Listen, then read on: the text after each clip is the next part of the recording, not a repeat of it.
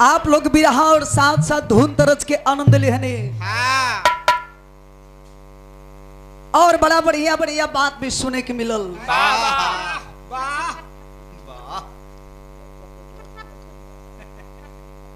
त्रिभुवन जी हड़बड़ी में काम गड़बड़ हो जाला। हाँ होला होला आ जौन काम धैर्य से होला, सोच विचार के होला, वो काम बढ़िया होला। तब का मैं बड़ा आनंद आवेला।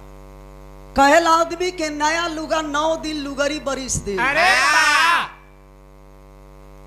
हमारे बीच में स्वर्गीय हैदर अली जुगनू जी नहीं है और पूजनीय हमारे गुरुजी रमाधार गुरुजी नहीं है और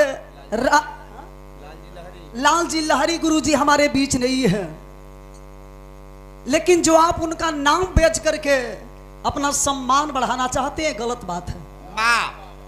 हर इंसान को अपना अपना पहचान बनाना चाहिए और मेरा मूर्ति किसी पहचान की मोहताज नहीं है। अरे वाह क्या बात है। और हम नहीं चाहते हैं कि अपने गुरु का नाम लेकर के हम अपना नाम आगे करें। अरे स्वर्गीय रामदेव गुरु जी, स्वर्गीय बुल्लू गुरु जी जो गा करके चले गए, अरे वाह वो कभी हम और आप मर कर की भी चाहेंगे तो हो नहीं सकते हैं।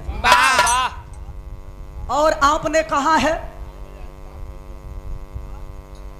तार शट कर रहा है, कहीं देखिए भैया। माइक वाला देखिए भैया, मीरा मूर्ति के चापते तो हर शट मारे लगल कहा है। ओके सही कल, सही कल भी रात बाकी है, बात बाकी है। ठीक है ठीक हो, कोई बात नहीं, हो गया। और जहां तक हमारे बीच में हम कलाकारों के लिए श्रोता भगवान के रूप होते हैं। हम केवल हम गायक कलाकार, चाहे गायिका हो चाहे गायक हो, हम केवल जिला वाइज नहीं हो सकते हैं। ऐसा नहीं कि मैं बिहार की हूं तो केवल बिहार में ही सीमित रहूं। कलाकारों की कोई जात नहीं होती और कलाकारों का कोई जिला नहीं होता है। और आपने जो बांटने का काम कर रहे हैं त्रिभुवन जी, सिल्ड आपको मुबारक हो, मीरा मूर्ति की जरूरत नहीं है। हाँ, हम लोग पाकिस्तानी नहीं है। कह रहे हैं कि स्वर्गीय हैदर गुरु जी जिला का मान और सम्मान बढ़ाने का काम किए थे। वो काम अगर आप करते तो अच्छा लगता है। वो तो करके चले गए। हाँ। सकती है कभी कागज के फूलों से। एक बात और बताना चाहूंगी आप सबको कि जिस भी भीषण की बेटी का नाम इन्होंने क्या बताया, सुषमा की क्या? सुषमा बताया। लेकिन अगर आप सबके हाथ में अगर मोबाइल हो तो सर्च करी, विभीषण की बेटी का नाम था त्रिजटा।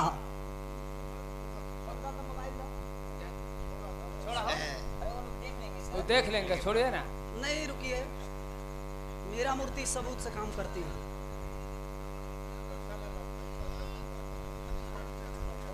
अरे छोड़िए गूगल महाराज को। जूम कीजिए कैमरा, जूम कीजिए, जूम कीजिए कैमरा।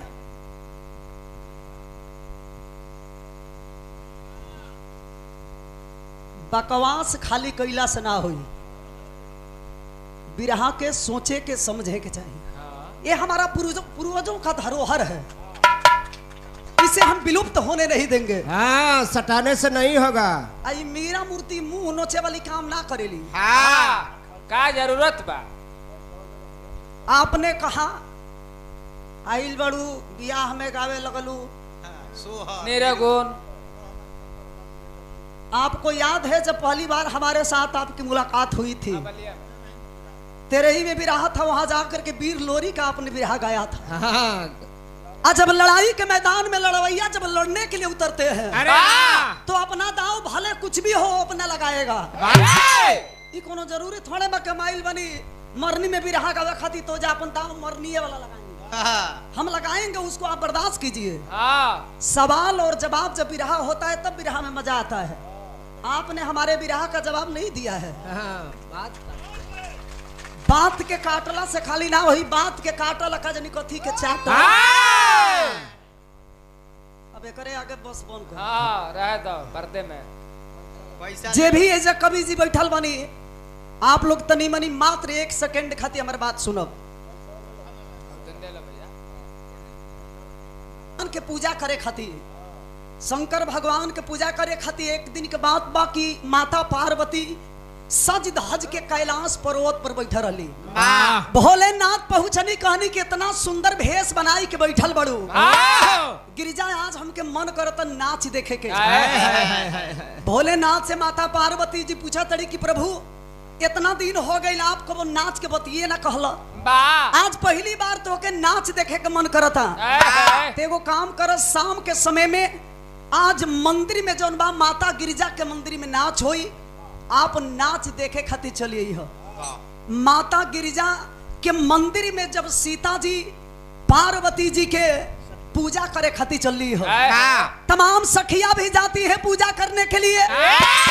भोलेनाथ के तो नाच देखे के रहल, बूढ़ के भेष बनाए के बोहरिए बैठ के देखा तो नाच की कौन कितना सुंदर नाचतिया। अरे बुढ़ापा के शरीर हो, आंख से लौकत नहीं के भोलेनाथ के। खाली खाली टोवत तड़न, माने उ टोवत काहे खातिर रहलन? अंदाज मिलाओ तो कौन कितना कमर हिलावतिया। आंखी से तनी धुधुरावन लौकत, लेकिन हैसे हैसे हाथ फेरे, ऐसे हाथ फेरो तड़न की कम से कम पता चल जा कि कहाँ खाल ऊंच बा। माता पार्वती जी बर्दाश्त ना कर पौली। पार्वती जी कहले रही कि यही मंदिर में यहाँ तो के नाच देखे के मिली। अरे वाह! अच्छा तो पहुंचल वालो सारा लोग भोलेनाथ जौन बा बूढ़ के भेष बनाए के नाच देखे खातिर बहरी बैठल बड़न। आ यही बीच में सीता अपने सखियों के साथ उसी मंदिर में माता गिरिजा का पूजा करने के लिए गई थी। वो बेचारी अपन गिरिजा जी के पूजा कई के खूब नाचा तड़ी। पहलवान साहब कि पहलवान केवल जिला का मान सम्मान नहीं बढ़ाता है, चाहे पहलवान हो, चाहे गवैया हो, चाहे लड़वैया हो, चाहे जो भी हो, हिंदुस्तान का मान और सम्मान बढ़ाता है। याद होगा जब हमारा देश गुलाम था तो हम केवल जिला का मान और सम्मान नहीं बढ़ाते थे, हिंदुस्तान के लिए प्राणों की आहुति दे करके हमारे भाई इस देश को छोड़ करके चले गए और एक ही नारा हम लगाने का काम करते थे, इनकलाब जिंदाबाद, इनकलाब जिंदाबाद, भारत माता की जय, भारत माता की जय। लाख मशक्कत के बाद मुझे आजादी मिली। तोहरा इसम 10 जना रही लो तो देशवे गुलाम रही। वो कैसे हो? ऐसे कि खाली हाँ इलाहाबाद के मान सम्मान खाली गिराही में लोग तेज बा। हम बोला लाज रहे, लेकिन हमारे मुंह में अंगूरी लगाई कि यहाँ बोलो नहीं।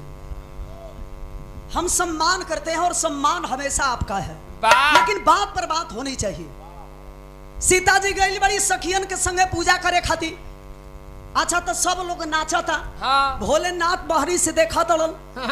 यही बीच में जब पूजा कई के सखिया जब बाहर आवे लगली, ते बाबू हे बिरहा सुने वाला भैया लो, भोलेनाथ सोचा तड़न कि वहां तक गिरिजा के नाच हम देख ना पाई। भोलेनाथ गुस्सिया गइलन, गुस्सियाई के जाना तनी का कइलन का हो? सखियन के बोले लगलन। सखिया कहतड़ी से के बाबा एजा का करे आइल बड़ो? तो कहतड़न भोलेनाथ के बची हमरे आंख से लौके लना, हम तो खाली तो लोग के साज बाज के आनंद लेतनी। सखिया धक्का मारी के जौन बा भोलेनाथ के गिरा देली। आ जब गिरा देली तब भोलेनाथ जाना तनी क्रोधित होके का कइलन का हो? इतना बिरहा सुने वाला भैया लोग बैठल बनी और कभी जी भी बैठल होखो। भोलेनाथ गुस्से में आ करके अपना त्रिशूलवा के जौन बा वही मंदिरवा के दुआरिया पर गाड़ी दिहलन। आ जब गाड़ी दिहलन तो जाना तड़का भइल का हो? सखी लो जब नाच ओच के गिरिजा माता के पूजा कई के जब मंदिर से बाहर होके लगल लो, नोट कर ले हमरे बात के। जितना जानी ओ मंदिर से बाहर भइलो आ त्रिशूल के लांग हल्लो। लांगे के तो लांग दिहलो, जब बहरी आइलो तो फूल गई। अब है फूलल ह, खाली त्रिशूलवा लांघला के देरी हो कि फूल गई। आ जब फूल गई तो रोवे लगल लो आ रो के कहल लो माता पार्वती से कि माता हमनी के तो आपके बहुत बड़ा भक्त ही जाए, हमनी के कुंवार बनी जा कैसे अपन मुंह दिखाई जा गांव घर में। इस समाज के लोग हमनी के ताना मारी। अरे वाह। माता गिरजा समझ नहीं पा रही थी, लेकिन देखे ऐसा भी सौभाग्य हुआ जब भोलेनाथ के ध्यान में लीन होती है माता, तो पता चलता है कि भोलेनाथ क्रोधित हो गए हैं। अब उन्हीं की बदौलत जितनी लड़कियां हैं गर्भवती हो गई है। भोलेनाथ के पूजा करे लगली, हाथ जोड़ के क्षमा मांगे लगली कि हे प्रभु गलती जौन हो गई बा हमनी के गलती के आप क्षमा कर दी। तब भोलेनाथ जानते बनी कि छने में रुष्टा छने में भोलेनाथ कभी कोई के ना कहल ही नहीं खब।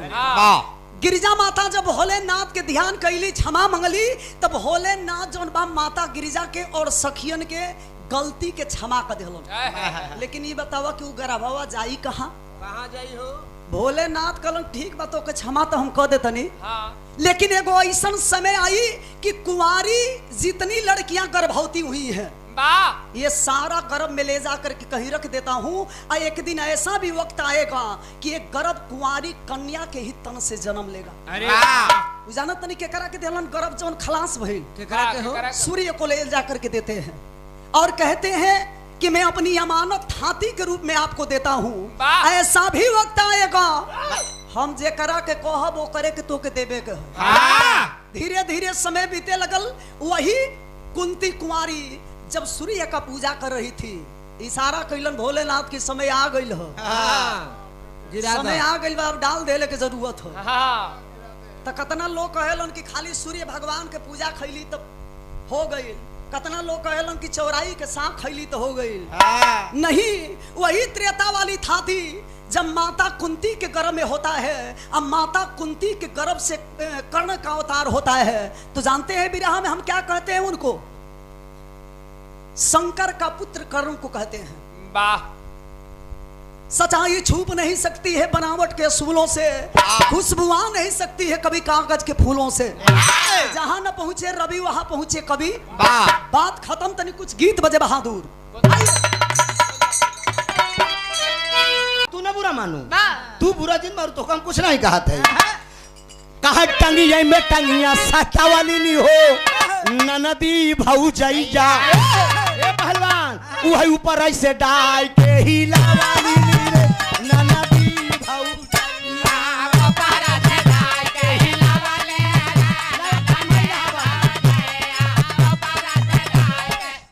थामा अब थामा डाल के हिलावली ला हिलावा इलाहाबादी ए बच्ची ऐसे करकराई के लगबई करा था।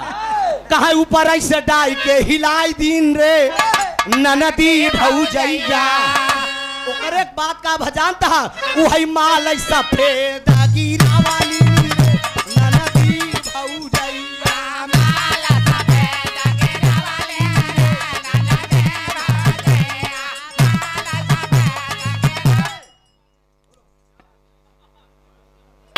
हाँ कि अरे जब सब चाहिए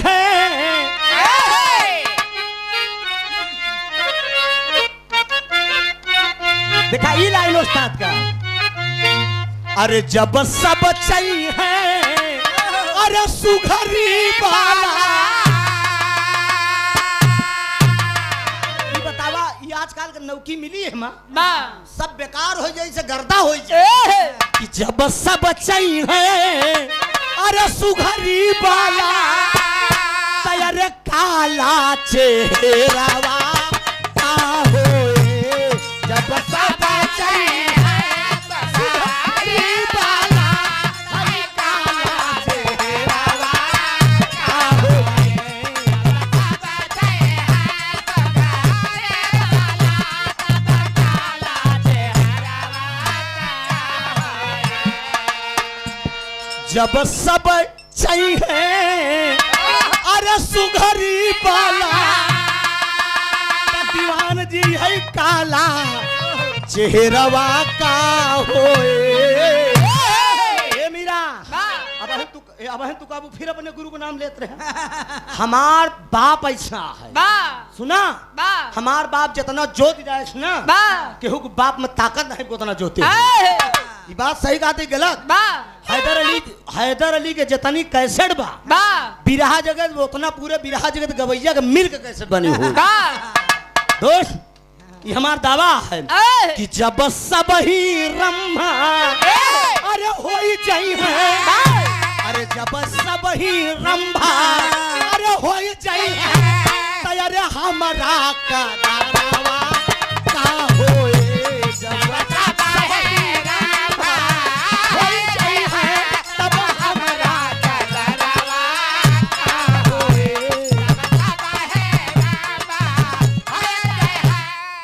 कि खेते मजबरा अरे मेरा बोई दियो खेत एक सुना बतला जिन बिहार से यार सुना ये सब सुनाई ना तो कि खेते मजबरा अरे बोई दियो त गेहूं के पिसरवा का होए समझा। जब सब हीरोइन खोजे लगी सब हीरोइन खोजे लगे बेचारी समरकिन कहाँ जाई खेते में बेर्रा जब बोई दे तो गेहूं के बिसरवा का हो। हाँ जब सब चाहिए सुघरी वाला कलूटिन बेचारी कहाँ जाई तो सबका गुजारा हो चाहिए। बाजे मेहरारू अपने सूरत पे बड़ा घमंड करत मैं बहुत सुंदर हूँ घंटा सुंदरिया मन से तू देखे न तो थे हूँ। जंग बहादुर बच्चे थे, हमने पुरस्कार दिया, हमें मंच पे बुलाए कलाकार, मंच पे गया बैठा रहा। हाँ ओम प्रकाश तू बताएं ओम प्रकाश यादव रंगपूरा फाफा मऊ लहरी गुरु के शिष्य। अच्छा एक बात बा, गद्दार तब भी थे और गद्दार अब भी जान ला, गद्दारन का कमी नहीं बा जान ला।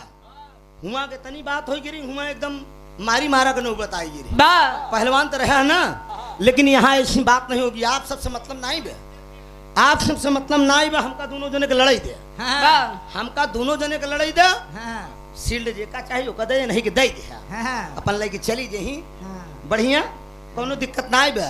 देखा आप एक गीत अभी मीरा मूर्ति ने जो सुनाया है ऐसे भाई साहब या कमलेश भैया बैठा है बनारस में रजनीगंधा जब पहला कार्यक्रम रहा हमका नवा लौंडा समझ के रजनीगंधा चैलेंज कर दी कहा चपली इलाहाबाद नजर आलो तने तो हमरे ताव चढ़ी हमरे ताव चढ़ी हम के कैसे तू चपबू हम बिना चपवाए आज जाब डायरी बंद करो हमारा तुम्हारा मुझबारी गाना हो तब चापी चापा फरियाई। अभी इन्होंने एक लोकगीत गाया रजिस्टर खोल के गाए हुई चाहे भाई खाता खोले हमसे मतलब पोस्ट काट है। सोचा इन्होंने एक लोकगीत गाया अचरज अपने गीतों का इन्होंने रहस्य छिपा दिया। इस गीतों का रहस्य इन्होंने छिपा दिया, रहस्य को खोला नहीं। एक ऐसा रहस्य छिपा कर गीत में भी गा रहा हूं आप लोगों को। ये अपने गीतों का रहस्य खोलेंगी तो मैं अपने गीतों का अगली राउंड में रहस्य खोलूंगा।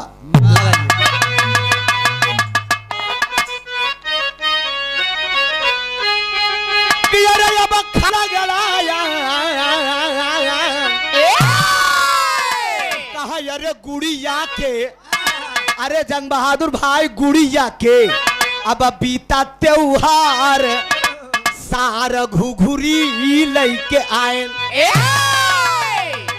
लाइन पूर्वजन का लेकिन आमे का बगिया रहा ने कुजड़ा आम रखावत रहा वही गांव में एक बड़ी तनी के उस टाइप के रही लबर चटनी टाइप के रही और पहुंची कुजड़वा भर के बाजारे में आम लेके चला के पहुंची लपक तोड़ ले जब तोड़ ले तो कुजड़वा डाली पर से कूद के छैलाई पकड़ ले बगिया में कहा तेरी पिटीनी की अरे ये आमे के बगिया तो बाप ससुर लगाए रहे लपक के आए के तोरत हो और छैलाई के मिला छैलाई के नवा लौंडा रहा पकड़ ले तेरी कहत का बा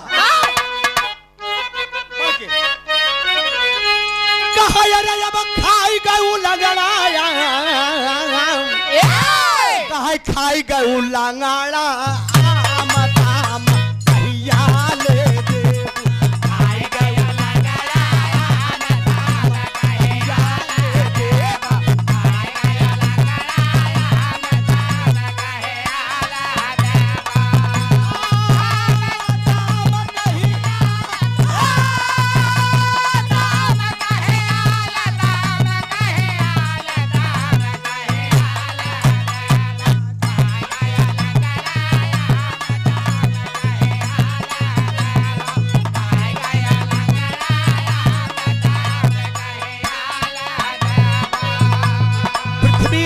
यादव जी आप कुशमीपुर लंगड़ीपुर के धरती से 101 रुपया का पुरस्कार भैया का बंधन है, अभिनंदन है।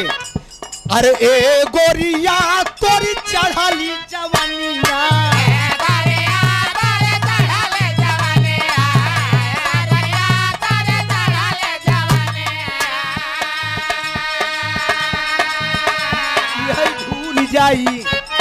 झूल जाई गलावा के चाम,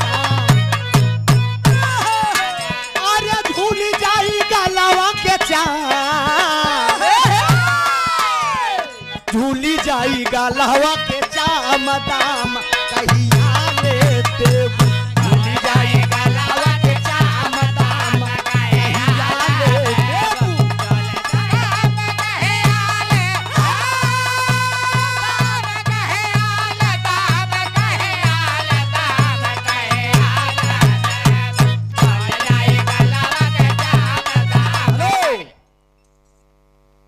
बहुत माया का पुरस्कार सुंदर पुष्पहार हमारे धर्म के गार्जियन आप मीडिया प्रभारी विराह के आप काशी बनारस के धरती से कमलेश वर्मा मीडिया प्रभारी साहब, आपका धर्म का बेटा हमारे प्रयागराज के धरती के सूरज यदुवंशी उभरता हुआ सूरज है। मुझे बड़ी खुशी है हमारे जिले जनपद के कलाकार छोटे हो या बड़ा हो कम से कम बाहर के जिलों में गाने का काम करते हैं। माँ भगवती हर मोड़ पर उन्हें सफल करें। कमलेश भैया के जिक्र ऊपर हाथ रहे आगे काहे न तरक्की निश्चित करेंगे, लेकिन लाइन आप गौर करेंगे मित्रों।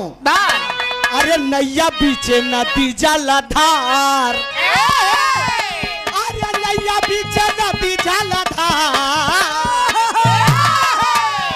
अरे नैया बीचे नदी जलधार भार बड़ा भारी होला, नैया बीचे नदी जलधार भार बड़ा भारी होला।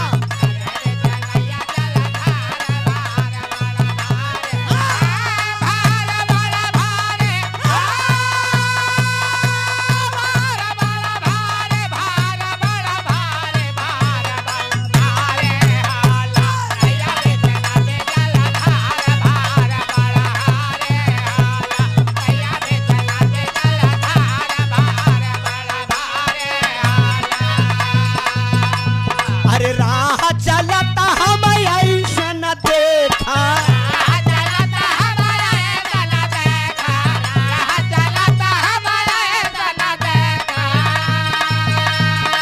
अचारज भाईल बासिरी मान भार बड़ा भारी होला, अचारज भाईल बासिरी मान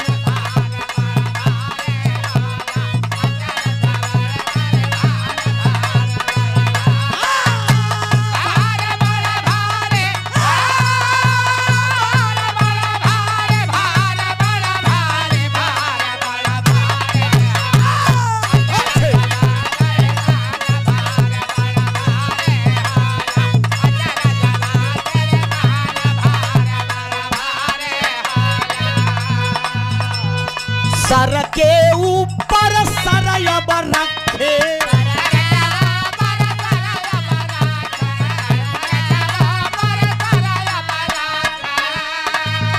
सर बोल रहे अब पानी सुन लो,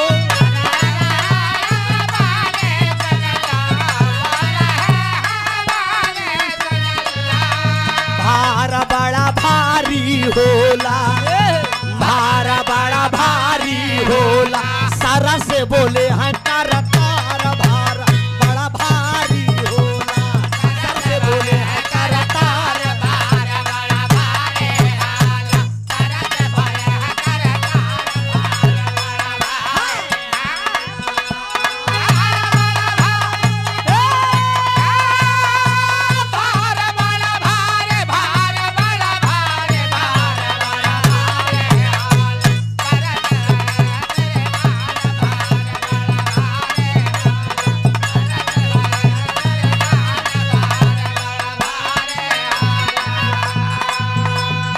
गौर करेंगे मित्रों।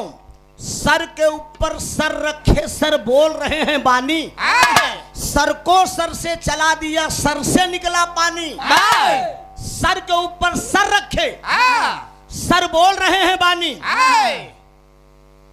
सर को सिर से चला दिया, सर से निकला पानी। सर से बोले हैं करतार भार बड़ा भारी होला। सर से बोले हैं करतार कि अरे भावारा फंसा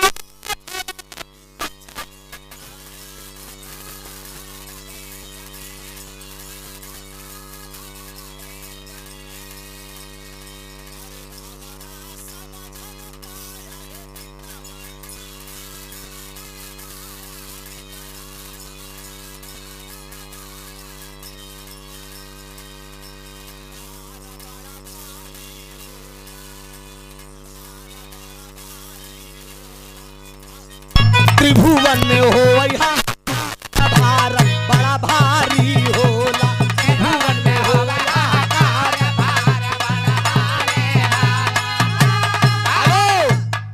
भौरा फंसा भंवर बीच में, भौरा समझ न पाया। भौरा निकला भंवर बीच में, गुलशन में भौरा आया। त्रिभुवन में हो हाहाकार भार बड़ा भारी होला।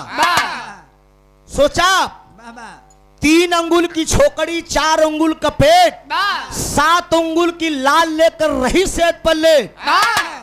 मेहरारू 3 अंगुल की बा, 4 अंगुल को कर पेट बा, 3 अंगुल की छोकड़ी, 4 अंगुल का पेट, हाँ 7 अंगुल की लाल लेकर रही सेज पर यह रहस्य बबलू हैदर छिपा बा। भेद खोला तब जाता है कि जब अगला खोलता है। क्या बात है। बालादीन यादव